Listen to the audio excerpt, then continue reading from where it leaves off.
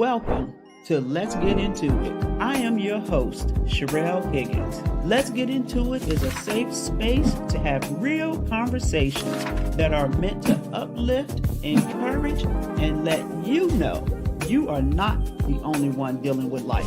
Each episode of Let's Get Into It is designed to provide illuminating and thought-provoking information on a variety of topics. In fact, no topic is off limit. If you would like to see a topic discussed, please feel free to make a recommendation.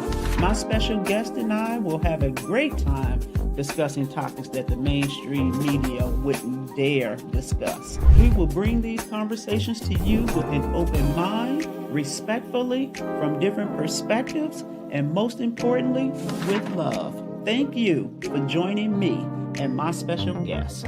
Now, let's get into it. Hello.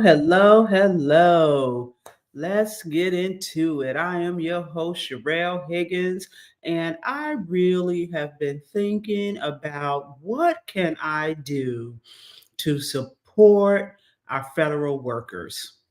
So before we really get into it, let me just give you a little bit of my background. I worked for the federal sector for 32 years in human capital for 31 of those years. The 1 year that I did not work in human capital, I worked in the Office of Diversity. And so I have a range of experience that I can share. And it's just not experience, it's actually expertise. And so I wanted to share with the federal workspace just information that they can use. I know there's a lot of anxiety out there right now. There's some fear about not sure what's going to happen. As we all know, there were several diversity, equity, and inclusion employees who were sent home on Wednesday on paid administrative leave through no fault of their own. And so there's been a range of memorandums coming out from the Office of Personnel Management, also known as OPM. I will try not to use acronyms throughout this podcast, but if I do and you have any questions about what the acronyms are, please just put it in the chat. Also, if you are on YouTube or Instagram, and you think you may have questions that you would like for me to answer live, I recommend you hop off of Instagram and YouTube and get on Facebook, because I can see the comments that are posted live on Facebook. My Facebook page is public, so you shouldn't have any issues joining in from Facebook. So I really have been thinking about and answering a lot of questions since January 20th, and more specifically since Wednesday. And so I thought it would be good if I just took the time to do this special episode of Let's Get Into It, which normally airs every other Thursday at 6:30. But I wanted to do a special episode just to educate our federal workers on what they can expect going forward if and when their agency is tapped to run a reduction in force. Now, I know that, that word in itself, RIF, reduction in force, is a scary word. And you don't know how it's going to impact you or if it's going to impact you. But I can tell you this. When an agency is required to run a RIF, it is unlikely that you will not be impacted in some shape, form, or fashion. There's a lot of emotions that go into telling employees that they are losing their jobs. This could be some of your colleagues, some of your friends, some of your family members, maybe even a spouse or mother or father, sister, brother, cousin, everybody knows somebody who works for the federal sector. And so I wanted to share this information so that not only do you educate yourself, but you can then share this video with others so that they can educate themselves as well.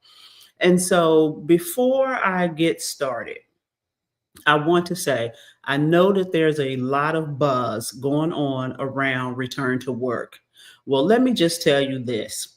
If you want to put things in perspective, please know that return to work is the least of your worries and should be the least of your focus. Because basically, all agencies are doing is following what the guidance is, asking you to come back into the office 5 days a week. With some telework options, of course, and some right now, still some remote options. That's the least of your worries. What we want to focus on is keeping our jobs. That's where our focus should be. What can we do to keep our jobs? Because the last thing we need is to be unemployed. And so I want to take this time to run through a presentation for you. Feel free to take notes. I'm going to leave this up indefinitely so you can always refer back to it. Again, you can share it with others, but I really believe that this is information that'll be helpful to you as we talk through what a reduction in force is and what it looks like and how it may or may not impact you. And so, with that being said, I'm going to share my screen um, and let's talk about the reduction in force, also known as a RIF. So here's some ground rules. Let's put less focus on returning to the office and more focus on keeping our jobs. And I highly encourage each and every federal worker to review your notification of personnel action, your SF50 for accuracy, because that's going to be very important in a reduction in force. And when you are looking at your notification of personnel action, your SF50, you want to make sure that you are not looking at an SF50 where you received, let's say, a performance award, because that SF50 is not going to be complete. All of the boxes are not going to be filled out. What you want to look at is either the first SF50 that you have in your electronic personnel folder when you started the federal government, or B, your last maybe promotion within grade, those type of pay action SF50s you want to look at, because those will be more complete in terms of all of the boxes being filled out. And so you want to make sure that that information is accurate. You want to, particularly if you are a veteran, you want to make sure that you are coded correctly as a veteran, because if you have special rights when it comes to a reduction in force.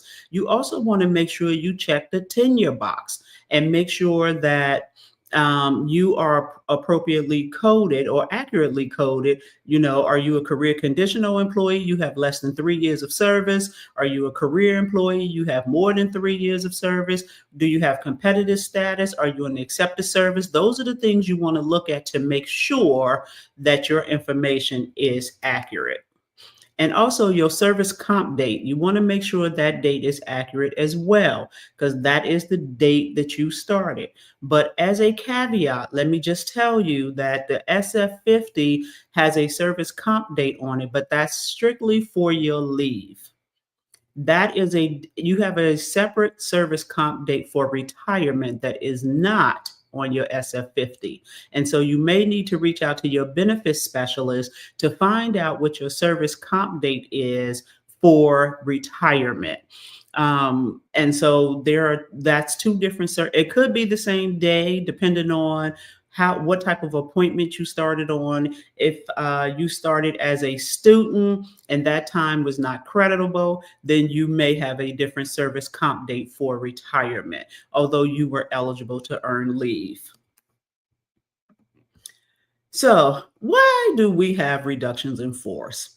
We have them because the agency is reorganizing, or a subset of the agency is reorganizing, and that can include abolishing positions. And that is currently what the administration is doing with diversity, equity, and inclusion positions. They are moving in the direction of abolishing those positions. It could be due to a lack of work. Let's say in the early 90s, we used to have secretarial positions. Those positions were abolished because those positions were no longer needed, and it was a lack of work for secretaries. because technology kicked in and everybody was able to manage their own business as it related to secretarial duties. It could be due to a shortage of funds. Some of you all are familiar with furloughs. Furloughs are as a result of a shortage of funds, and and in that instance, the only time the RIF procedures will kick in is if you are furloughed for more than 30 days or 22 work days. Then the agency has to run RIF procedures. And the last time we had a furlough was in 2019, where we were out for 20 some almost 30 days, but we didn't have to kick in the RIF procedures because we returned to work. Um, and Congress passed a continuing resolution, which is a stopgap measure to provide the agencies with funding so that they can pay employees for doing the work that they were hired to do. Insufficient personnel ceiling. That's another reason that an agency may run a reduction in force. What that means is every agency has a number of people that they can hire. And if they have more people than what their ceiling is, then they may be in an overage position and may have to run a reduction in force.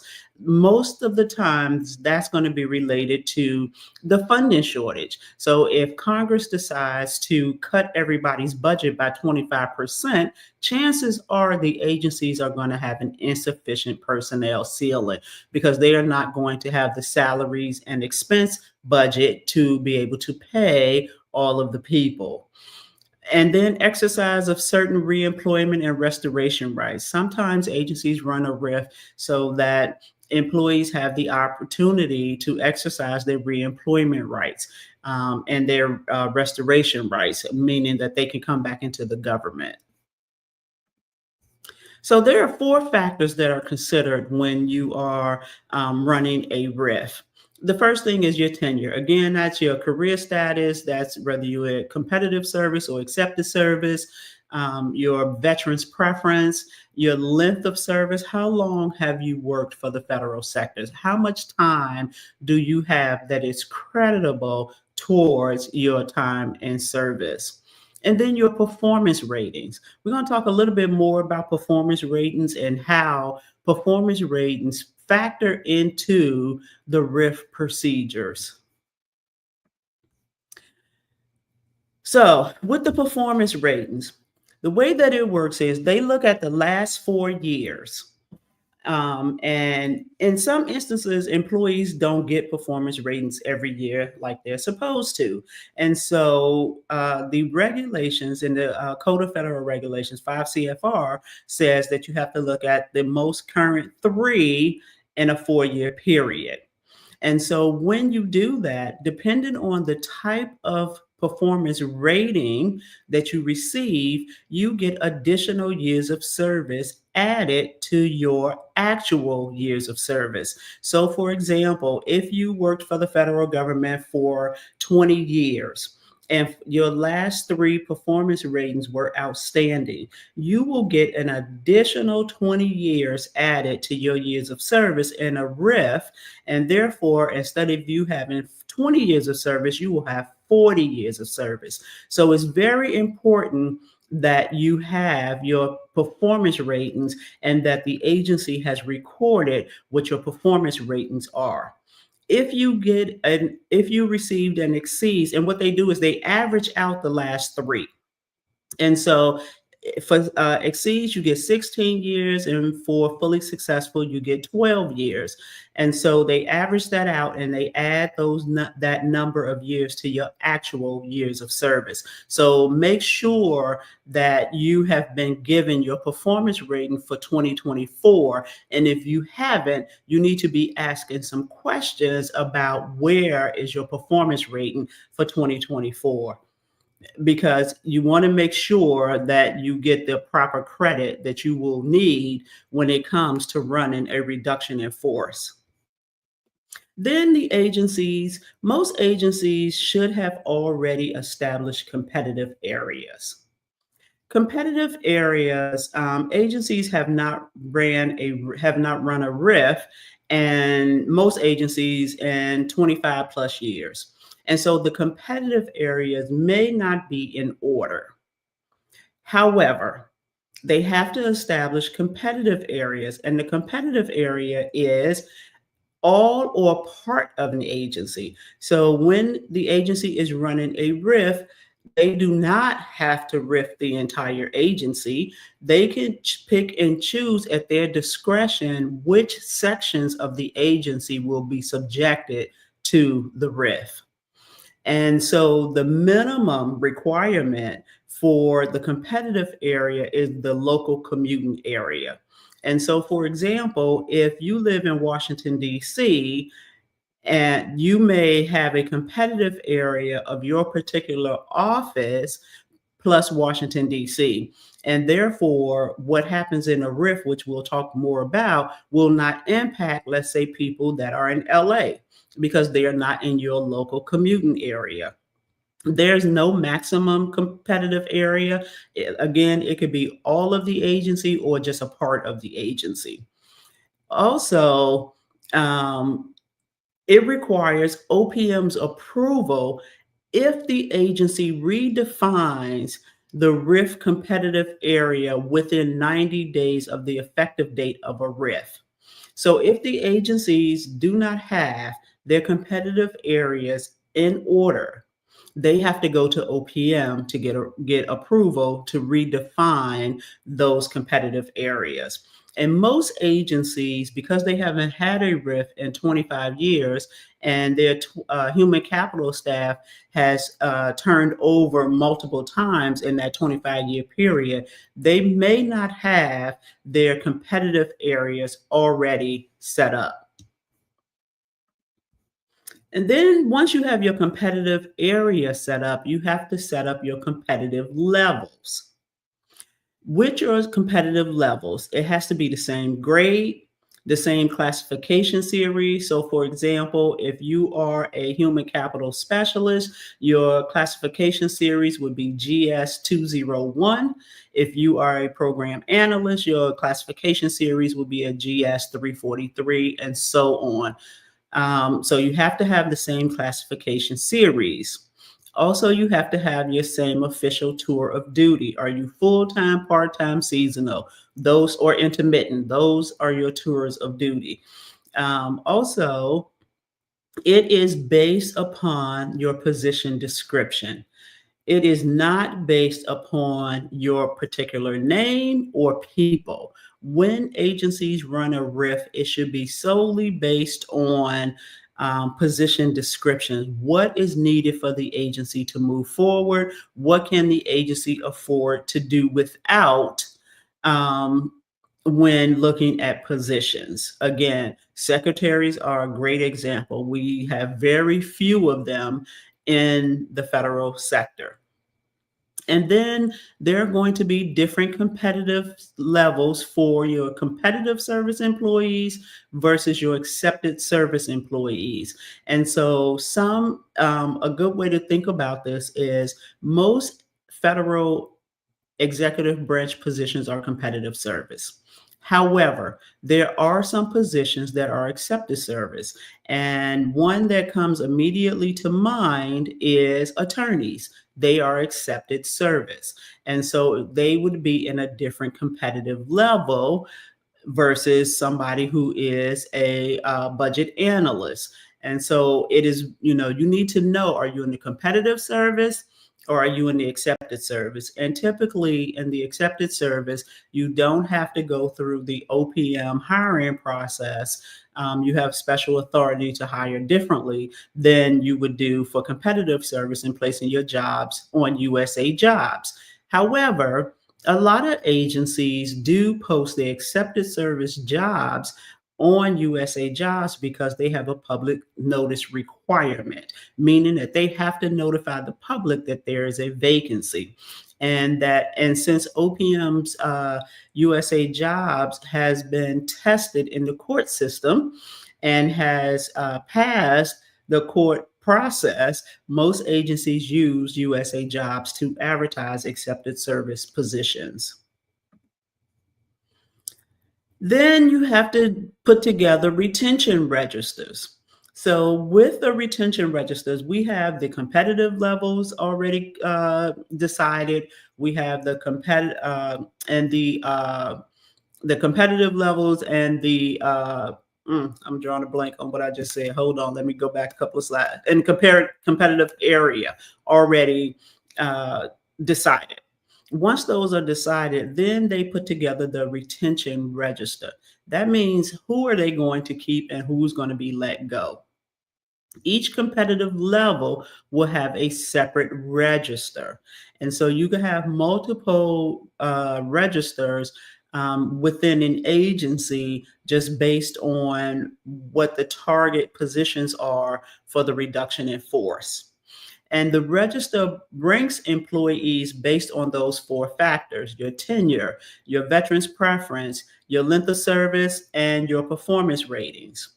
And depending on how those four things add up, those with the highest standing will go to the top of the list. And those with the lowest standings are typically going to be the ones who are involuntarily separated first. Now, that does not mean that the whole first in, last in, first out applies, because if the position is not targeted, you as a career employee who've been working for the federal sector for 25 years your position could be targeted, and somebody who just started working for the government only has maybe 2 years of service, but their positions weren't targeted. They may not even be in the competition for the reduction in force, and therefore the person with the 25 years of service may lose their job versus somebody who only has 2 years of service. And so you want to make sure that you are really clear. And if your agency has to run a RIF, which they will, you want to make sure that you go to any sessions that they have talking about the RIF.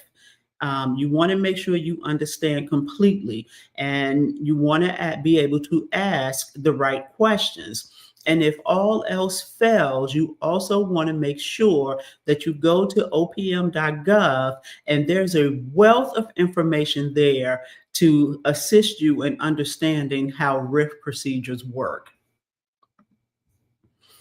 And so, did you know that the current positions, if your current position, do you know if your current position is in a 1 interval grade series job occupation or a 2 interval grade series job occupation? That is important to know. So for 1 interval grade positions, it goes 5, 6, 7, 8, 9.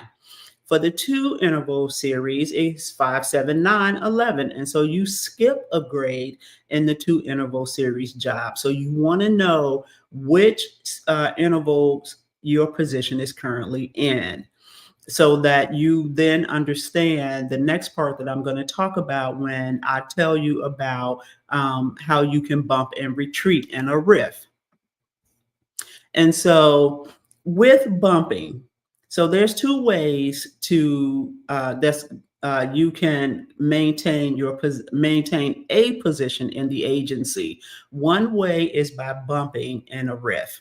And so what bumping is you will lower your retention level based on those four factors. Um, you the agency, if they have available positions in the same competitive area, if you're separated or demoted, you can bump into one of those positions and not actually walk out the door and lose your job.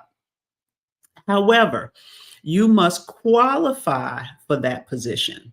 So, for example, if you are let's say, a HR specialist, and you used to be a budget analyst, that means you qualify for the budget analyst position at your current grade level.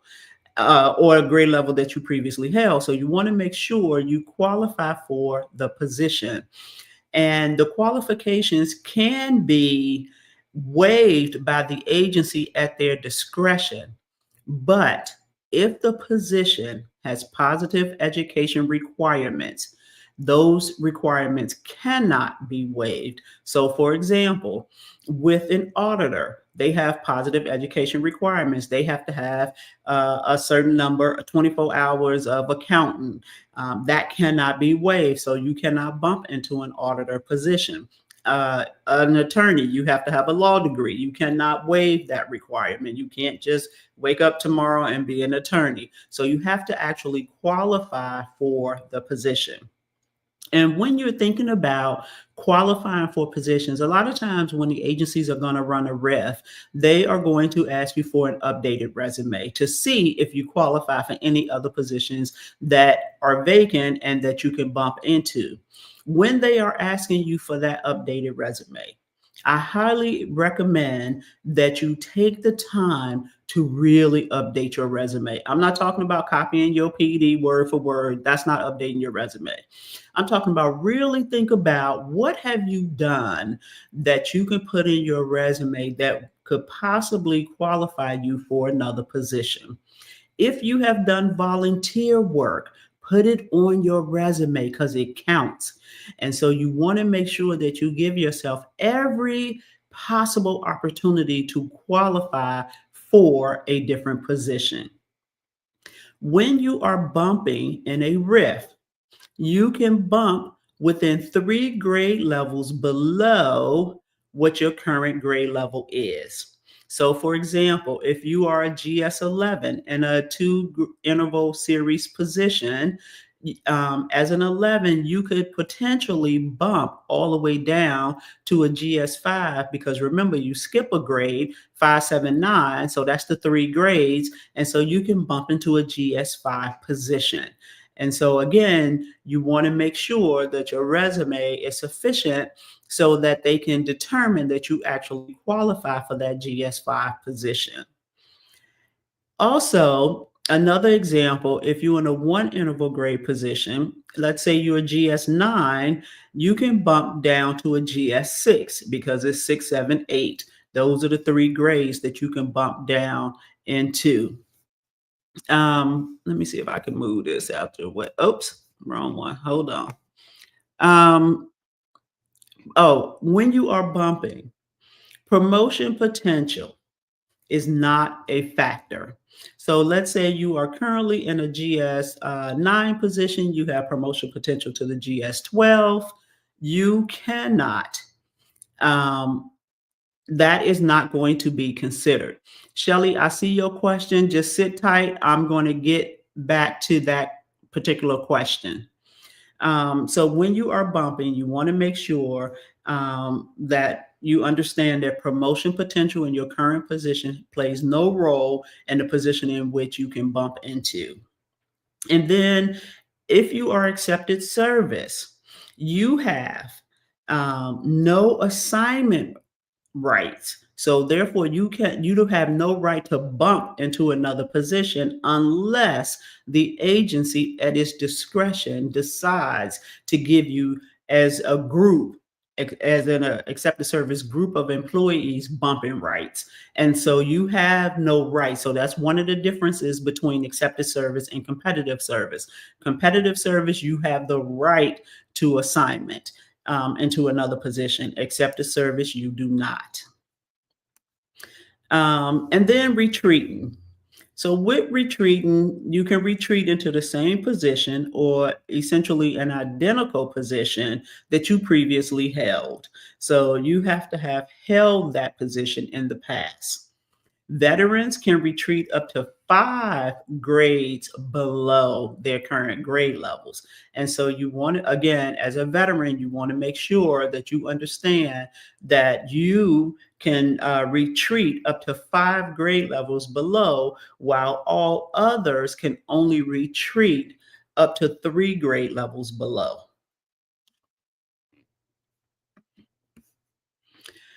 And then the agency will, in most instances, when an agency run a RIF, they will offer a vacant position to those who may be headed out the door, but it's at their discretion. And so, understanding what the current climate is, um, who knows whether or not they will be allowed to offer you a position, a vacant position. But it has to be a position that's in the same competitive area that you are currently in. Again, it's going to be within 3 grade levels below.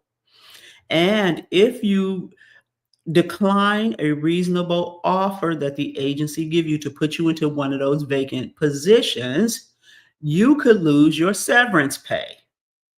Let me say that again. You could lose your severance pay if you decline a reasonable offer to go into a vacant position.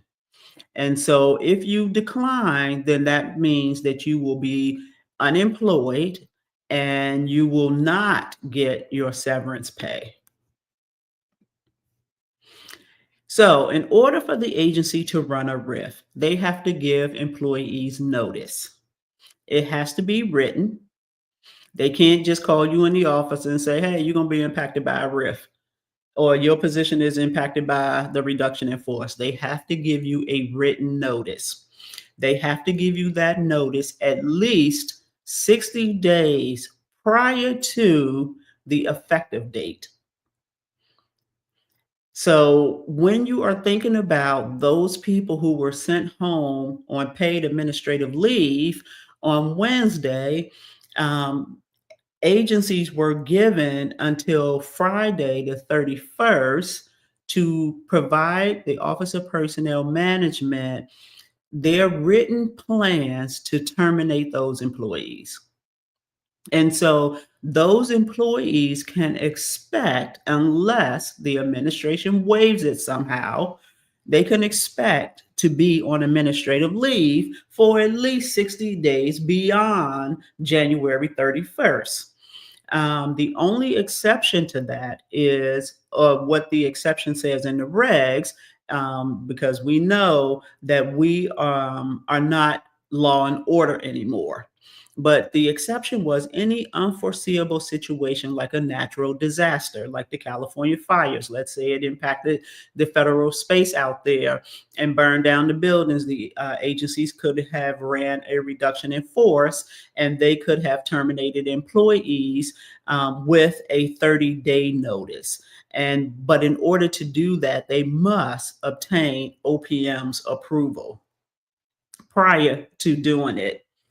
If you are separated or downgraded or demoted for more than 30 days, you have appeal rights to the Merit Systems Protection Board only if you believe the regulations were not followed. And if you believe that the RIF regulations were not followed, and you want to make sure that you file your appeal to the Merit Systems Protection Board within 30 days of your effective date of the RIF, the day you were actually separated or the day you were actually demoted.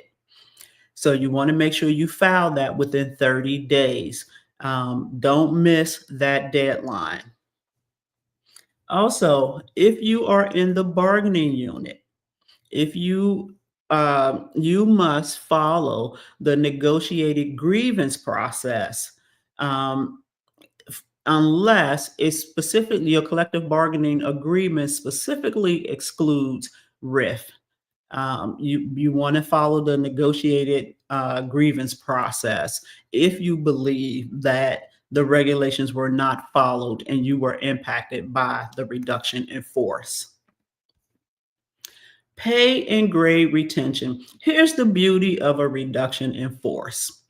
There's a silver lining in everything that we do and everything that we experience, although it may impact us emotionally and cause us lots of anxiety. For pay and grade retention, if you have served in the higher graded position for at least 52 weeks before the RIF was conducted, you get to maintain your pay. and your pay is linked to your grade. And therefore, you get to retain your grade and your pay. The only thing that's going to change is that you're going to be doing the work of a lower graded employee. And so you want to find some comfort in that. You also want to make sure that you know what your agency policy is, because this is left up to the agencies on how long you get to keep your grade and your pay. Typically, agencies' policies will say 2 years, but you want to make sure you know specifically what your agency policy says. So go on your intranet site and pull down your RIF policy and read it and understand it, so that you know that if you're impacted in the reduction in force, that how long you will be able to maintain your grade and your pay. If you are still in that lower graded position beyond that time period, typically 2 years, then yes, your grade and your pay will change.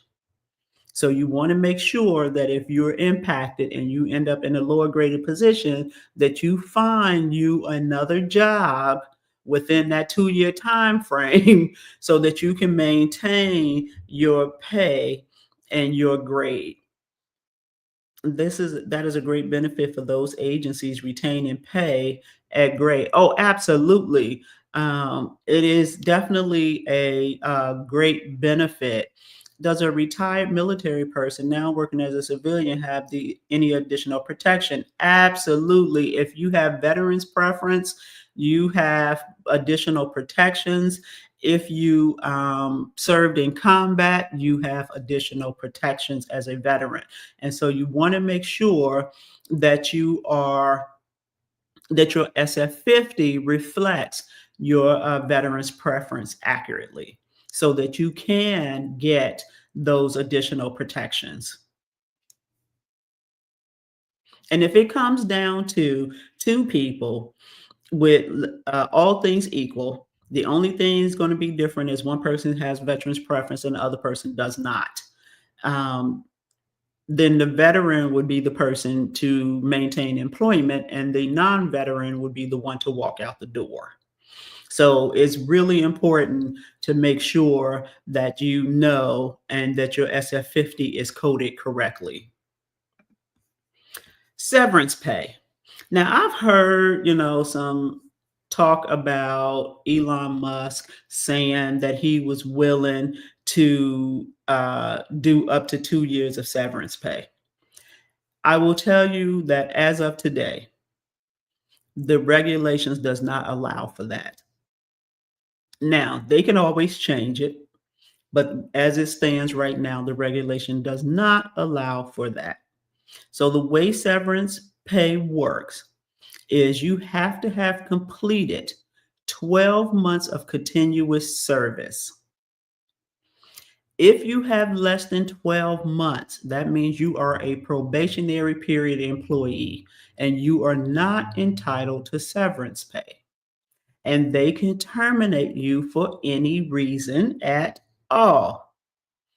And so, one of the things that the administration has asked for is a list of all employees who are serving on a probationary period.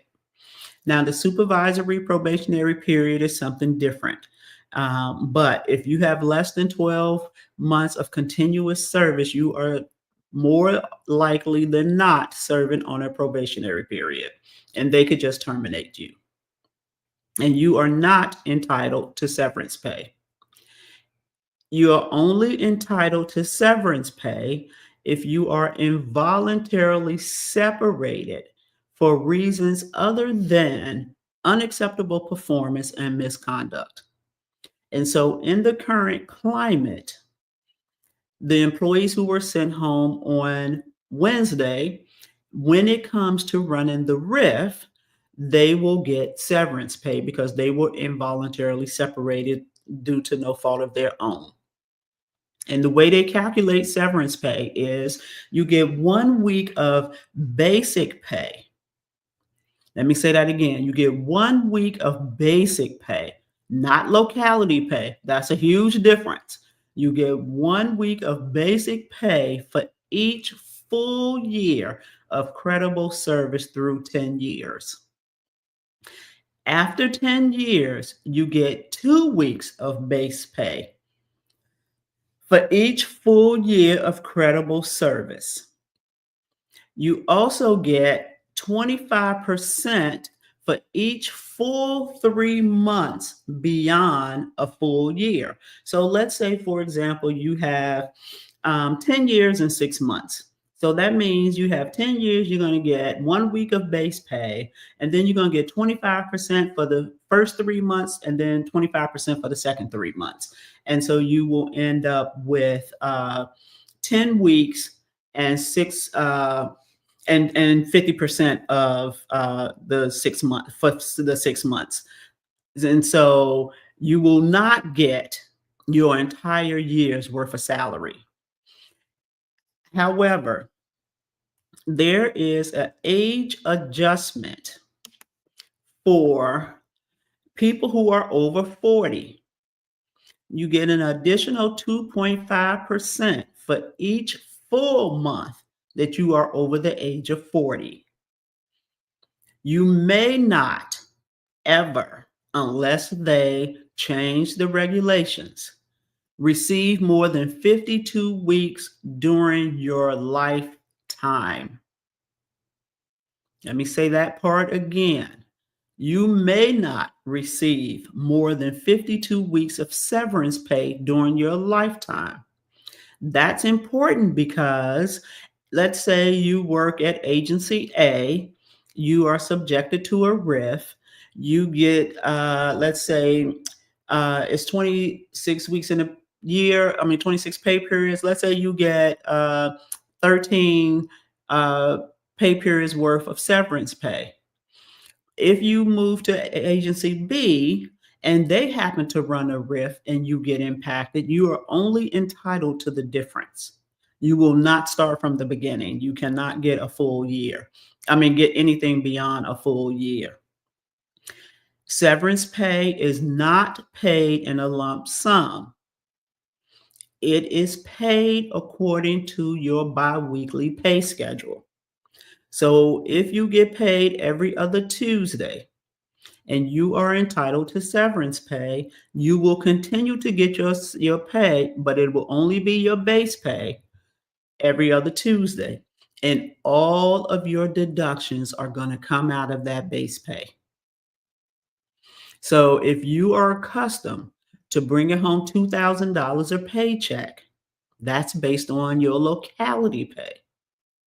When it's only based on your base pay, and they take out your FICA, your health insurance, your TSP, and all of those other things that they take out of your paycheck, you're not going to bring home $2,000. You're probably only going to bring home $1,000. And so you want to account for that. You want to prepare yourself for that. And your severance pay will terminate either at the conclusion of the 52 weeks, or B, if you get another federal job. You cannot get severance pay and work for the government, be employed by the government. And this includes the District of Columbia government. So if you move from the federal sector and you live in the Washington, D.C. area and you got impacted by the RIF and you walked out the door, you got your severance pay and you found a job with D.C. government, that means that you will no longer get your severance pay.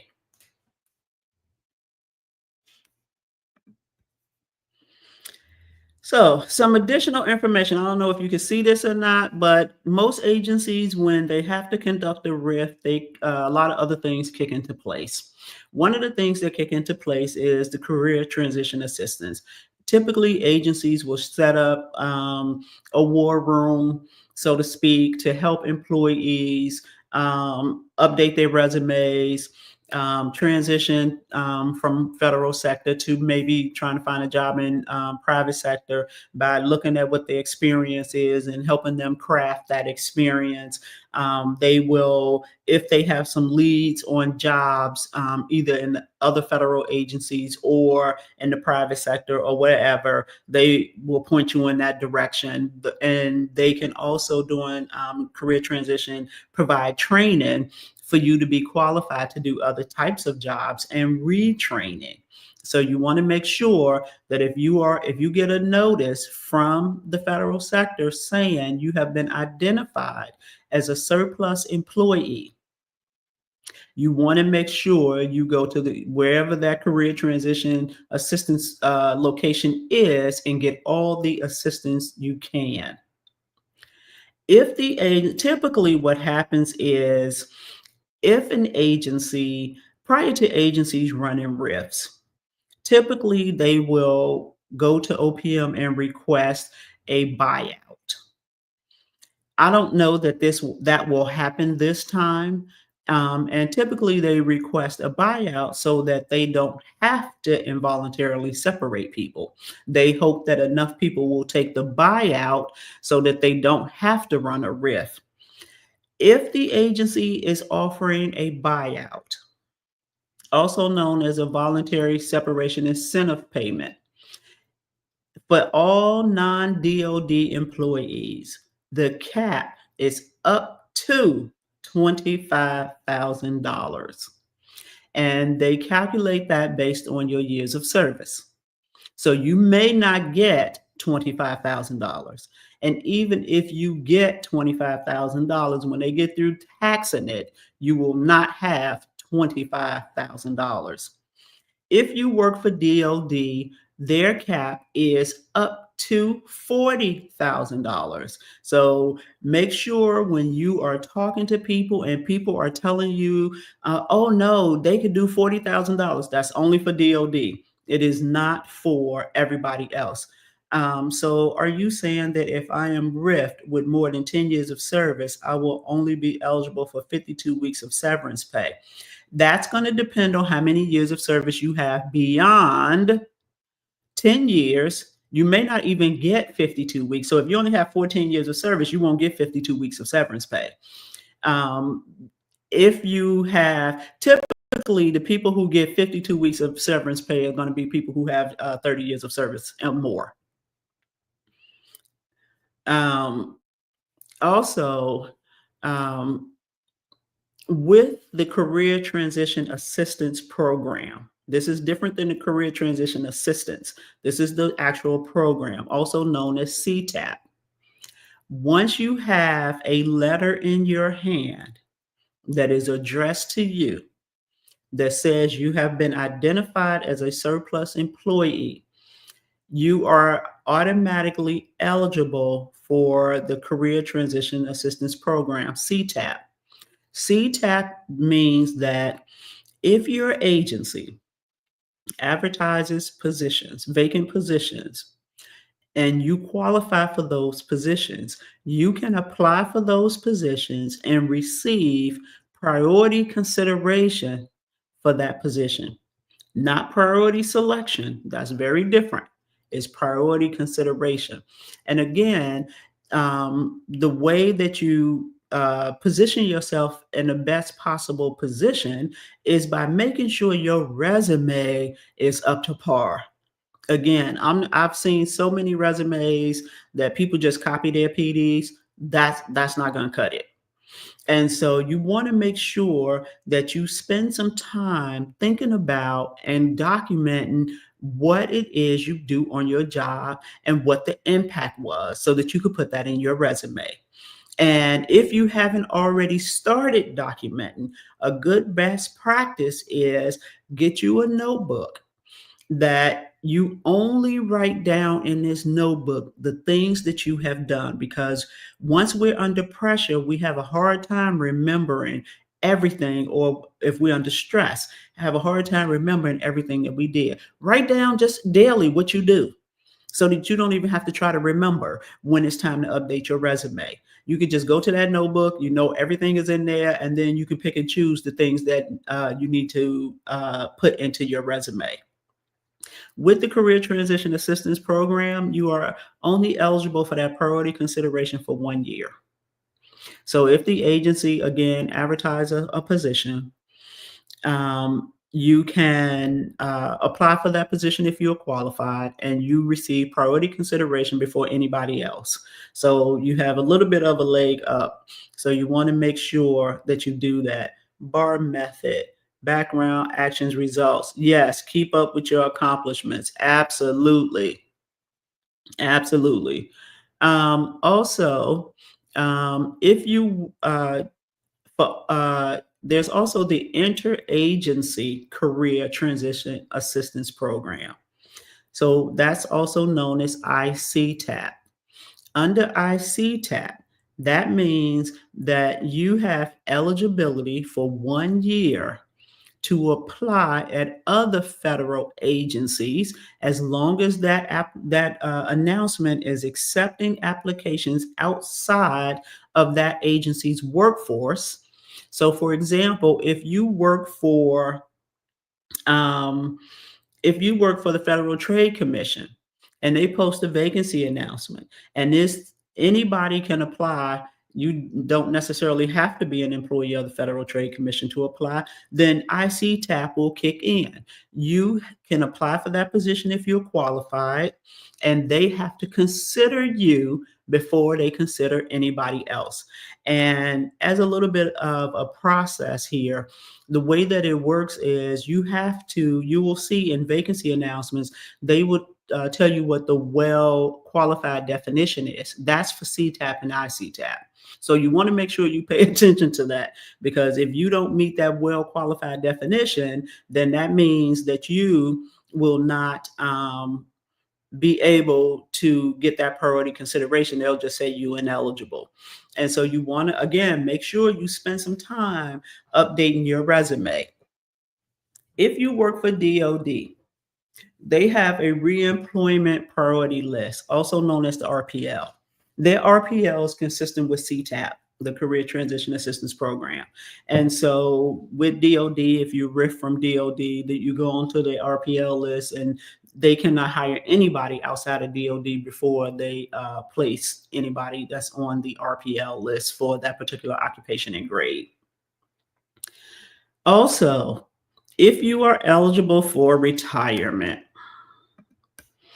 I say run for the hills. You won't regret it. Typically, if you are eligible for retirement, you will not get severance pay. You will have to retire. So you want to make sure that if you're eligible to retire and you just wasn't ready to retire for whatever reasons, you may want to start looking at retirement a little bit differently, and position yourself in the near future to be able to retire. You want to get your retirement annuity check, and your health benefits in retirement, because that's very important. Otherwise, once your severance pay run out, you will then be eligible for unemployment. You cannot get unemployment while you are receiving severance pay. So don't try to double dip, because you will have to pay back the unemployment. So you want to find out, every state unemployment rules are different. So whatever state you live in, you want to look up the unemployment rules and find out what you need to do to be qualified for unemployment. And you want to do that well before your severance pay runs out, so that you minimize the gap in no pay between severance pay and unemployment. In some instances, if the agency, let's say, is running a reduction in force in California, but they have some vacant positions in Washington, D.C., they can give you a relocation allowance to move to Washington, D.C. So again, it's just going to depend on what that reasonable offer is that they are going to offer you if they have any vacant positions in the agency. So again, if and when they start talking about the reduction in force, the only way that they can get the DEI employees off the rolls without changing the current rules and regulations is to run a RIF. So just because the target positions might on the first round of a RIF might be the DEI employees, those employees may have bumping and retreating rights into your position.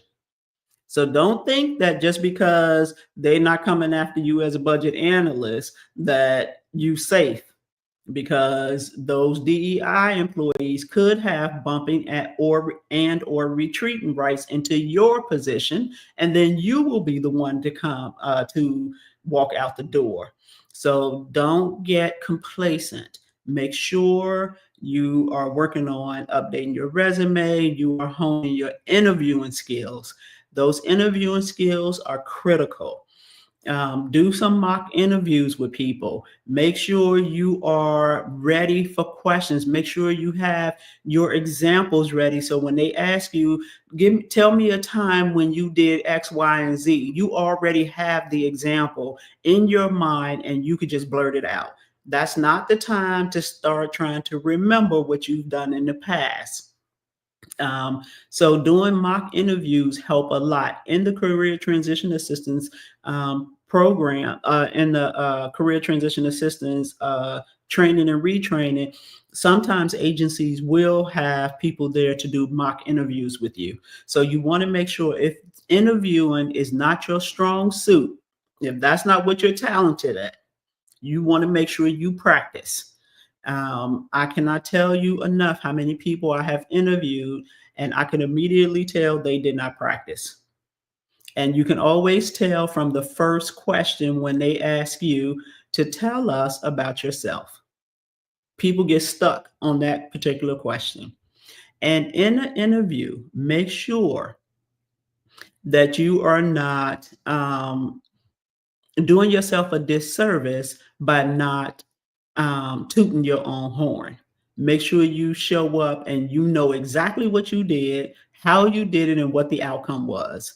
And so you want to make sure that you practice that. And if you have your notebook or your OneNote to show you, to remind you of the experience that you have, then that's going to be very helpful to you in an interview. Also, when you are preparing for a transition to another position, show up looking professional, because we are definitely going to be judged on how we look. So make sure you put yourself together for that day. Make sure your resume is tight. Make sure you know what's in your resume. If you get somebody else to do your resume, which is fine, just make sure you know what's in it and so that you can talk about it. And then make sure you're ready for the interview and show up early for the interview. Do not be late. What do you think about EEO getting involved? Is there a difference between RIF and DEI positions versus GS positions? DEI infers that the RIF is occurring based on race. Not necessarily. Okay, so EEO typically should be different than DEI. EEO is regulated by laws. DEI is not. And so the laws for EEO are still on the books and should be followed. But we're not a law and order country anymore. But they should be followed. RIF and DEI positions are GS positions, typically, unless it's the top leader in that agency. Sometimes that DEI top position might be a senior executive service member. And DEI infers that the RIF is occurring. No, it does not infer, because DEI is in this instance, is the work that you perform, not necessarily who you are. And so it's very different. Now, in a lot of agencies, the people who perform the DEI work are minorities because those are the people who typically have an interest in that type of work. So, but it's not based on race. It's really just the work that you perform to ensure that people get equitable treatment, and the agency is diversified in terms of the many different factors of race, color, creed, all religion, all of that good stuff, um, and making sure that people feel included in the workspace regardless of what their factors are. So that's two different things: EEO versus DEI. And I thought I'd throw this in just as a FYI. Voluntary Early Retirement Authority. Again, typically before an agency would run a RIF, they would do a voluntarily early retirement authority they will request one from OPM. And if the agencies have time to do that, they may choose to do that if that's a flexibility that the administration is going to give. But if the agency does do a voluntary early retirement authority, you must have been on the agency's rolls for at least 30 days prior to them requesting that authority, not 30 days before approval, before they actually submit the request to the Office of Personnel Management. You must meet the minimum age requirements and service requirement. And that is, oh, I see a typo. Any, you have to be at least age 50 with at least 20 years of service. Or if you have 25 years of service, you can be any age.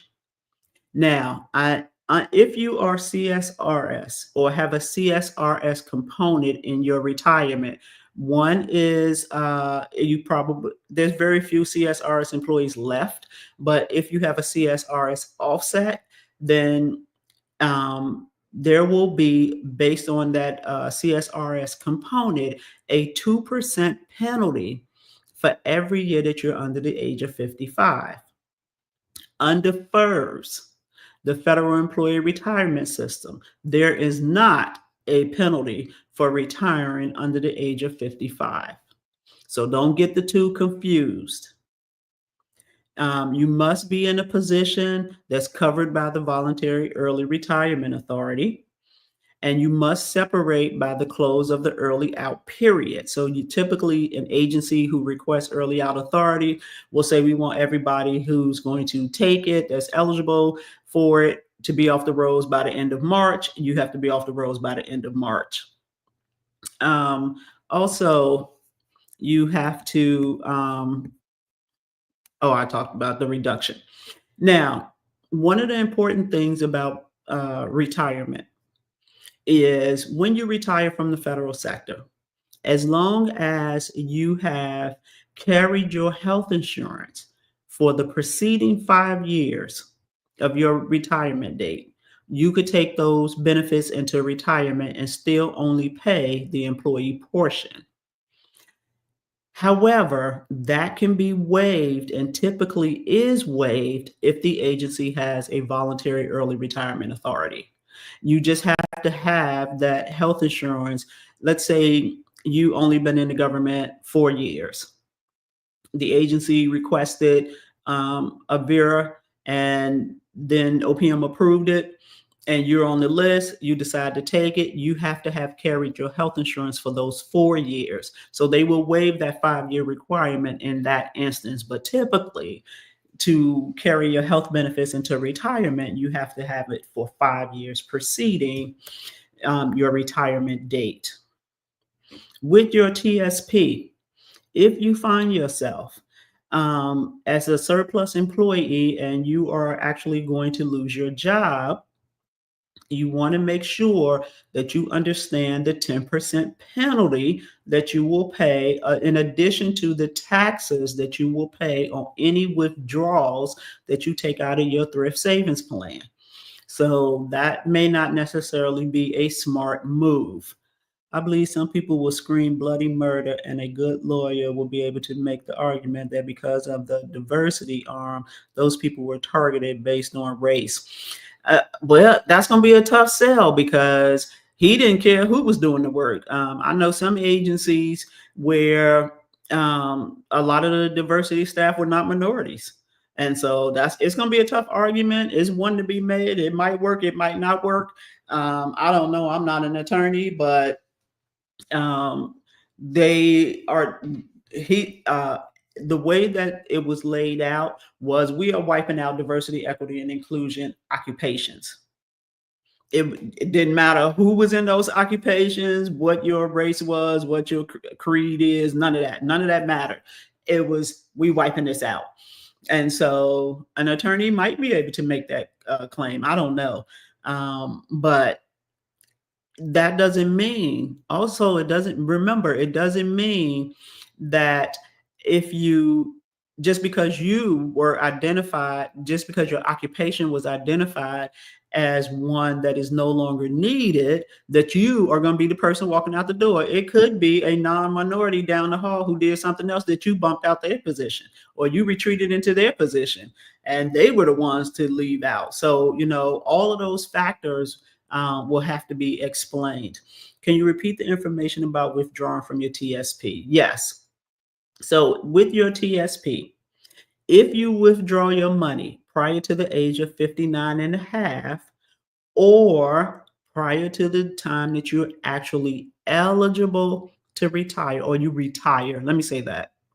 Under VERA, if you retire prior to 59 and a half, you can withdraw money out of your TSP without paying that 10% penalty.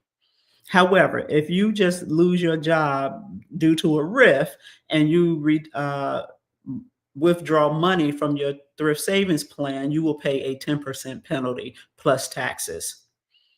In my claims head, who has handled EEOC claims? It's a try and worth a try. So EEOC in the federal space is a separate entity. Now, in some agencies, in a particular office, you will have one side who does EEO work, and then you'll have another side who does DEI work. Typically, if it's split like that, then when they are set in the competitive areas, then that particular office will be a competitive area. And so the fact that they're abolishing the DEI positions, those employees could possibly bump the employees on the EEO side, and then the people on the EEO side will be the ones to walk out the door. So it just depends on how the agency is structured. Any other questions?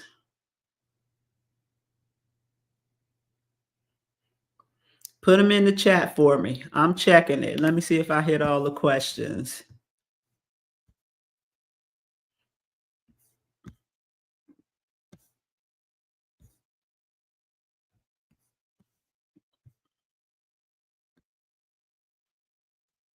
Okay. I think I hit all of the questions.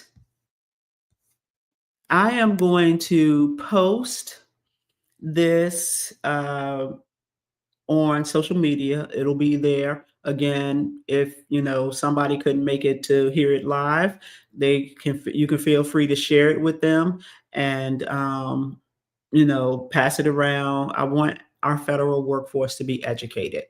And so if there is another topic that you would like to see me cover for federal employees specifically, I am willing to do so. Drop me a note and let me know, and I will do a special episode of Let's Get Into It so that I can do my part and continue to support federal workers by educating them on what their rights are and how things will impact them.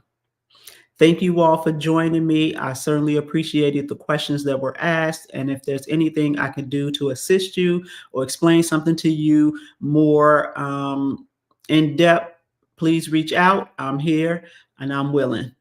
Have a good night.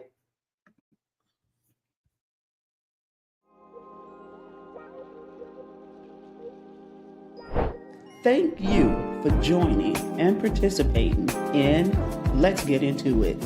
I want to thank my special guest for being brave enough to get into it. Without you, these conversations cannot happen. Remember, different viewpoints, respect, and love are the foundations of Let's Get Into It. If there's a topic you think I should discuss, drop me a recommendation. If you're interested in being my special guest, let me know because we can and will get into it. Have a great day on purpose, and I look forward to your continued engagement and support as we get into it.